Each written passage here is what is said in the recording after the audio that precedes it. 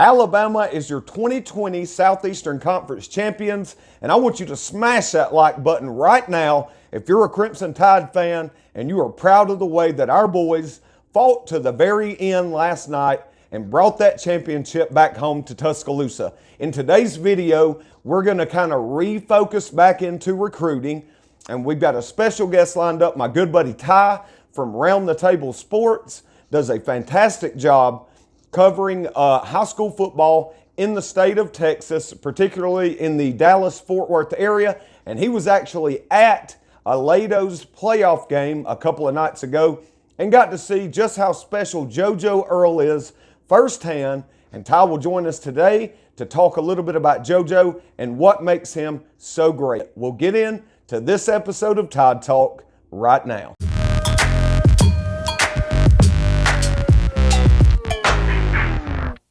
All right, real quick here at the beginning of the video, I want to ask a question for our viewers. Usually this is the way we start them all, so you know what to do by now. Get down in that comment section for me right now. Simple yes or no. Do you agree with the comparison that we have made for JoJo Earle? Really looks a whole lot like Jalen Waddle. Y for yes or N for no. Can you see that comparison between Jalen Waddle and JoJo Earle? I'll pin this down below and can't wait to see what you guys and gals think about that. Straight into today's episode. Not going to keep everybody long. Really excited about getting Ty in here and telling everybody about what he saw from JoJo Earle in their most recent playoff victory. I know JoJo had a huge game, and Alabama fans should definitely be excited about this young man headed to Tuscaloosa. Without any further ado, we'll go ahead and bring Ty in now and let him tell you all about JoJo Earle and Aledo and their most recent playoff victory a couple of nights ago. Ty, take it away. Hey Ricky, thanks for having me on. What's up, Crimson Tide Nation? I'm Ty Hayes from Around the Table Sports. You can catch me on YouTube at Around the Table Sports or on Twitter at the ATS Sports Show. And I'm here today to talk about JoJo Earle, one of the University of Alabama's receiver commits.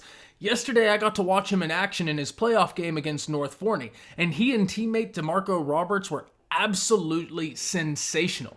They accounted for all 7 touchdowns in the game, and he did it in every facet of the game. Special teams, receiver. He truly is a guy that is impossible to scheme for because of what he can do.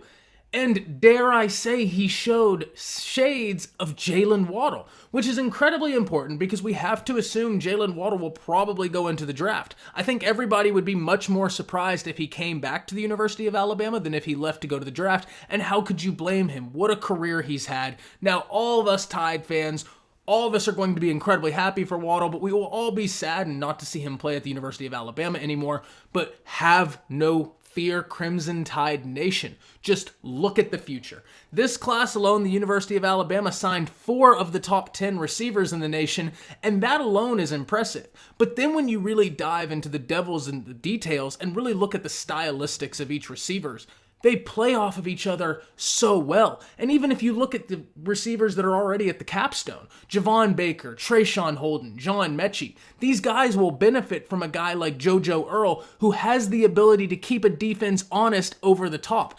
Defenses aren't going to be able to sell out to stop the run or to stop the big body receivers that Alabama is about to be fielding when you have guys like Mechie, Leary, and JoJo Earle who will absolutely take the top off the defense. Look, coming into this year, there were 3 positions that I had as a must-get and a must-win for the University of Alabama.